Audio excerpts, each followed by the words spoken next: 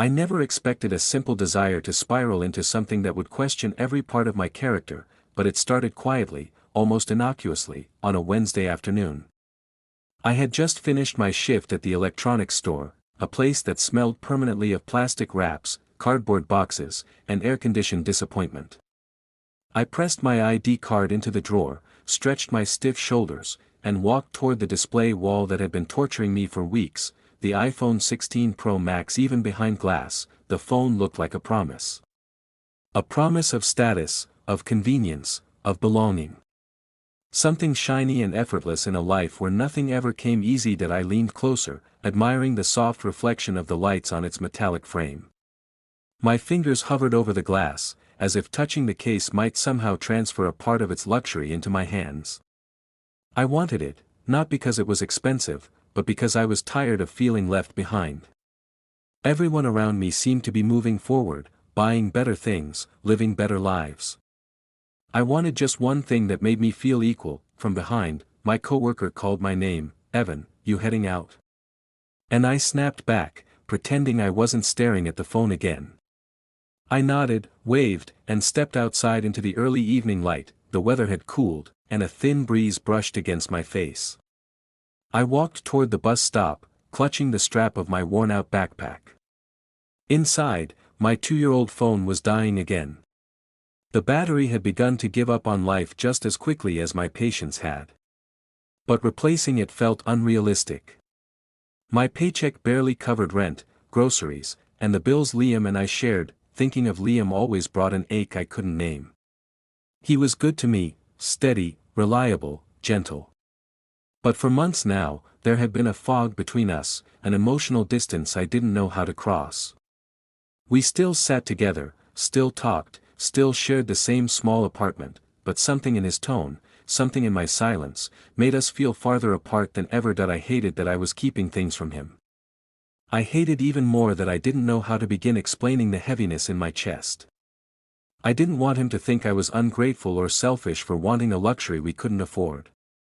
So I swallowed it, pretending I didn't care, but I did. As I waited for the bus, I caught a glimpse of someone unusual standing a few paces away. A man, tall, sharply dressed, holding a phone that looked newer than the one behind our store's display glass. His coat alone was probably worth a month of my salary. He wasn't just wealthy, he radiated a kind of effortless control, like the world bent slightly to make space for him. He glanced at me once, an unreadable expression passing over his face before he returned to whatever he was reading. I felt an odd jolt of embarrassment. Maybe he had seen me earlier, drooling over a phone I couldn't buy. I boarded the bus, but the presence of that stranger lingered in my thoughts. I didn't know why. Maybe because he represented everything I wasn't. When I reached home, the apartment lights were dim. Liam was in the kitchen, stirring something on the stove. His hair was messy, his expression tired, but he smiled when he saw me. "Hey," he said softly. "How was work?" "Same as always," I replied, forcing a smile. "Yours?" "Long," he hesitated before turning back to the pot. "We're running low on groceries again. I'll grab some on Saturday." The words sat heavily between us. Money again. Always money. Always the same quiet worry in his voice, the same guilt in mind that we ate together, but our conversation was short, minimal, two people sharing a table but not the same world. I wished things felt the way they used to. I wished I could tell him everything, how frustrated I was with myself, how embarrassed I felt wanting something expensive, how small it made me feel. But the words tangled inside my chest, refusing to come out. After dinner, Liam went to shower. I lay on the couch with my dying phone plugged in, scrolling half-heartedly through social media. Every post seemed to mock me, people unboxing new gadgets, smiling with their new purchases, flaunting lives that looked so easy. I tossed the phone aside and stared at the ceiling. At some point, my thoughts drifted back to the stranger at the bus stop. Not in a romantic way, just a curiosity. Who was he? Why did someone so obviously privileged take the bus? Or was he waiting for someone? Did people like him ever have nights like this, lying awake worrying about money, relationships, or the cost of a simple device? the next day, during my lunch break, I wandered back into the store's mobile section. The iPhone display felt like a gravitational pull. I lifted the demo model this time, slowly, reverently. The weight felt perfect. My chest tightened, thinking about it again. My coworker joked as he walked past that I laughed, pretending it didn't matter, pretending I wasn't the kind of person who got attached to things he couldn't have. But inside, frustration bubbled. I knew I shouldn't care this much. I knew this was childish. Yet I couldn't shake the feeling that it symbolized something deeper: value, progress, self-worth. When my shift ended, I headed toward the exit, and froze. Standing just outside the glass doors was the same man from the bus stop. This time, he was looking directly at me. His eyes were calm yet piercing, as though he could see past the surface of things, past my uniform, past my paycheck, past the insecurities I tried so hard to hide. That I stepped outside, confused but curious. "Evan, right?" he said. His voice was smooth, self-assured. My heart jumped. Yeah. Do I know you?" He smiled faintly. "Not yet." My confusion deepened. Before I could ask anything else, he nodded toward the store behind me. "You've looked at that phone 3 times this week." My stomach dropped. "You noticed?" "Hard not to," he replied. "You look at it like it's something you deserve but don't believe you're allowed to have." The words hit too close. I didn't know whether to feel embarrassed, defensive, or exposed. Before I could respond, he extended his hand. "My name is Adrian Hale." I shook his hand, unsure why. My pulse quickened, whether from caution or curiosity. That he released my hand and added, "I can help you, Evan. If you really want that phone, I can get it for you." I stared at him, stunned that he said nothing else, just slipped a small card into my hand and walked away, leaving me standing there with my breath caught somewhere between temptation and fear. On the card, written in clean silver ink, were the words, "Meet me tomorrow. I keep my promises." I swallowed hard, feeling the weight of the offer pressing into my palm, part excitement, part suspicion, part guilt I didn't yet understand. And yet, I didn't throw the card away, not yet, not even close. The next morning, Ethan woke with the uneasy residue of dreams that wouldn't quite dissolve. Daniel's words echoed in his mind, "Sometimes people only see what they're ready to understand." The sentence clung to him, weaving itself through every thought that day. He tried to paint, but the brush refused to move as freely as it used to. His art, once his escape, now mirrored his confusion. Over the following weeks, Daniel seemed more distant, often canceling plans with vague excuses. Yet when they did speak, he was tender, thoughtful, almost protective. Ethan wanted to believe it was just stress or fear, that love sometimes required patience. But a small, growing voice in his mind whispered otherwise. At home, Robert's behavior had shifted too. Claire mentioned during one of their phone calls that he'd been spending more time working late. She said it lightly, as though it were nothing unusual, but Ethan caught the trace of worry in her tone. He brushed it off, telling himself it was just parental instinct.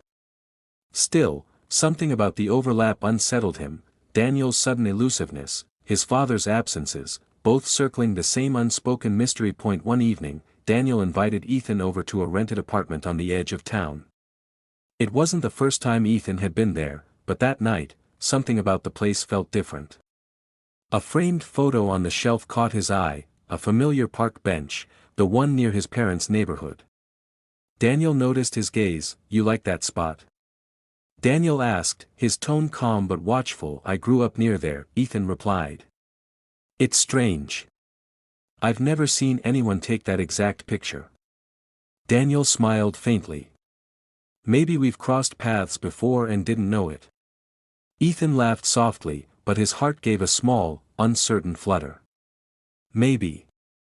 As the night went on, the conversation drifted from art to childhood. Daniel listened intently, his questions gentle but probing. When Ethan mentioned his father, his rigidity, his pride, Daniel's expression shifted for just a moment, as if something unspoken had struck him. "He sounds complicated," Daniel said quietly. "He is," Ethan replied. "But he tries. I just wish he'd see me, really see me." Daniel's eyes softened, though his voice trembled slightly. Sometimes people only understand what they're brave enough to face. The repetition of that phrase chilled Ethan. He tried to mask his reaction, nodding slowly, pretending it was just another coincidence. But the air between them thickened, as though truth hovered just beneath the surface. Later that night, when Daniel stepped into the kitchen to pour wine, Ethan's phone buzzed with a message from his mother. "Dad's been acting strange lately. He keeps saying he needs time alone. Are you okay?" Ethan glanced toward the kitchen doorway. Daniel was humming softly, the low tune oddly familiar. His father used to hum the same melody on Sunday mornings. His chest tightened. It couldn't be. His mind raced to connect fragments that refused to align: the phrasing, the park photo, the tune. They were just coincidences, they had to be. But then, Daniel returned with 2 glasses of wine and said something that stopped Ethan cold. "You remind me of someone I used to know, someone who wanted the world to make sense before they could love themselves." It was a phrase his father had once told him when he came out at 18, word for word. Ethan's pulse roared in his ears. The glass trembled in his hand. He forced a smile, pretending not to notice, not to understand. The rest of the evening passed in fragmented conversation, his mind caught between disbelief and dawning fear. When Daniel finally left for a meeting, Ethan sat in silence, surrounded by shadows. He couldn't sleep. At midnight, his curiosity overtook his restraint. He picked up Daniel's coat, which he had left draped over the couch, intending to hang it up, but as he lifted it, a wallet slipped from the inside pocket. He hesitated before picking it up. His conscience begged him to stop, to respect privacy.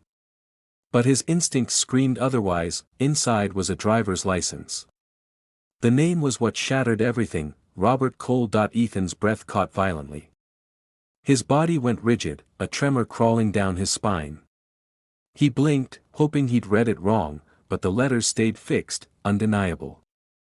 The photo showed his father, younger, smiling faintly, and beside it, a folded paper tucked neatly into the wallet's sleeve. Ethan unfolded it with trembling fingers. It was a rental agreement. The address was Daniel's apartment. His chest constricted, air refused to come easily. Daniel wasn't just some mysterious stranger. He was his father, not in body, but in disguise, in deceit, in betrayal deeper than Ethan could have imagined. Robert had been living a double life, pretending to be someone else, pretending to understand Ethan by becoming the kind of man Ethan might fall for. The room swayed. Ethan dropped the wallet as if it burned him. Everything, every conversation, every message, turned sickeningly false. The affection, the compassion, the warmth that had felt healing now reeked of manipulation. He stumbled to the bathroom sink and splashed water on his face, trying to steady his breathing. The mirror stared back at him, fractured and foreign. How could his father have done this? Was it a test? A punishment? Or worse, an attempt to feel what Ethan felt, to study his son's love from inside the wound itself? By morning, Ethan couldn't bring himself to speak to anyone. His phone lit up with messages from Daniel. "Are you okay? You left something behind. Please, don't disappear." He ignored them all. Each word now felt like poison. That evening, he drove to his parents' house without fully deciding why. The drive blurred past him, light smearing across his windshield, heart pounding against his ribs. When he arrived, Claire opened the door, surprised to see him. Robert wasn't home. He said he had another late meeting, she said softly. Ethan forced a nod, his voice barely holding steady. "Yeah. I figured." He walked through the living room, taking in every detail: the framed photos, the smell of coffee, the piano in the corner. It all looked exactly the same, and yet none of it felt real anymore. When Robert finally came home near midnight, he froze at the sight of Ethan standing by the window. For a heartbeat, neither of them spoke.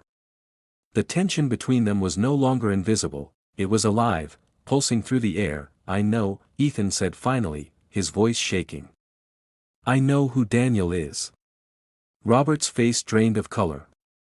He opened his mouth, but no words came. Ethan's eyes burned with tears he refused to let fall. "Was this your way of understanding me?" Pretending to be someone else. Lying to me just to feel control again. Ethan, don't, he said sharply. You don't get to say my name like that. Silence swallowed the room. Claire stirred upstairs, but didn't come down. The truth, heavy and irreparable, hung between them like a storm neither could escape. Ethan turned toward the door, his voice low but steady. You wanted to understand me, Dad. Congratulations. Now you know what it feels like to be broken by someone you love. He walked out before Robert could respond. The night air hit him like glass, sharp, cold, unforgiving. As he drove away, the road ahead blurred through the shimmer of tears he could no longer hold back. Behind him, the house stood still in the dark, and inside it, a father finally faced the weight of what understanding truly meant, and for the first time, Ethan didn't look back. For the next 2 days, Adrian's message lived in the back of my mind like a whisper I couldn't unhear.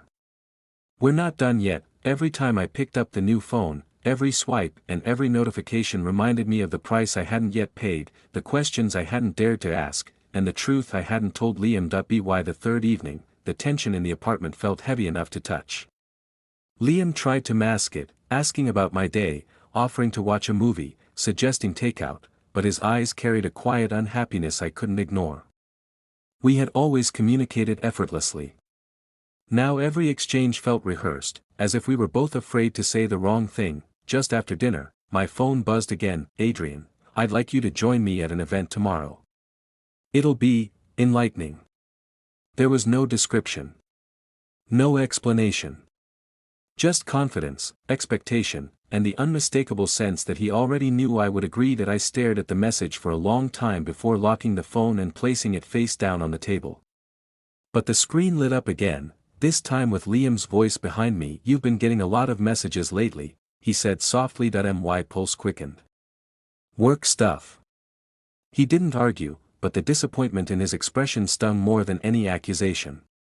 He turned away, rinsing dishes one by one, the water running in quiet frustration. That night, as he slept with his back turned to me, a gesture so uncharacteristic it felt like an accusation, I made a decision that was equal parts curiosity and avoidance. That I would go to Adrian's event. That I told myself it was harmless.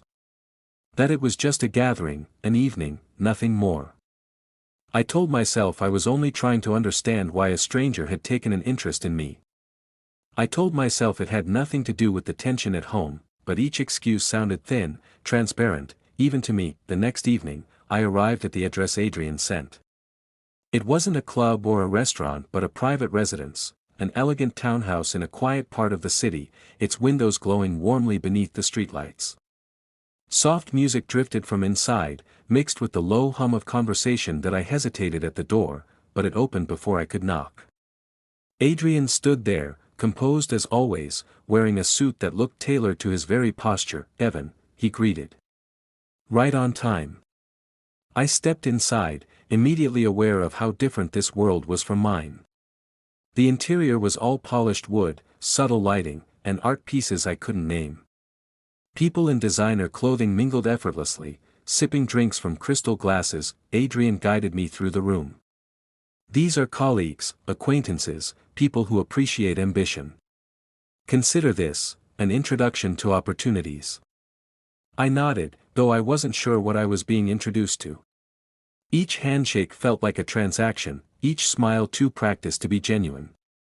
Yet Adrian seemed perfectly at home, moving through the crowd with confident ease. You don't come to places like this often, do you? He asked after a few minutes. Not exactly, I admitted. That's why you're interesting, he said.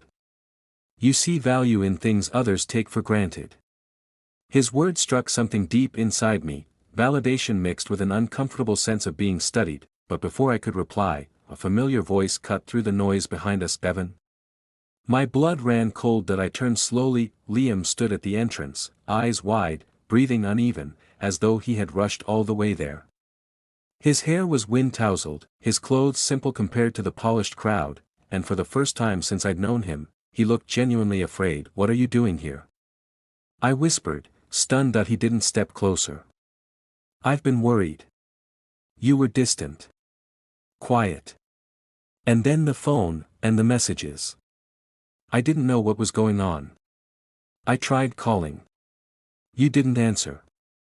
I hadn't even noticed the missed calls, the room around us seemed to fade, all I could focus on was the hurt in Liam's gaze. It wasn't anger, not yet. It was fear of losing something he cared about. Adrian's voice remained calm as he stood beside me. I assume you're Liam. Liam's attention flicked to him. Who are you? Someone offering Evan a chance to see beyond limits, Adrian replied. Something you should have encouraged. The comment sliced through the air. That's not your place to say, Liam responded firmly. I care about him. I'm here because I care. Adrian's lips curled faintly, as if unimpressed. Caring and understanding are not the same thing. The tension tightened like a wire between them. Between us that I finally stepped forward, lifting a hand toward Liam. Let's go outside. We need to talk. Liam nodded, relief flickering in his eyes.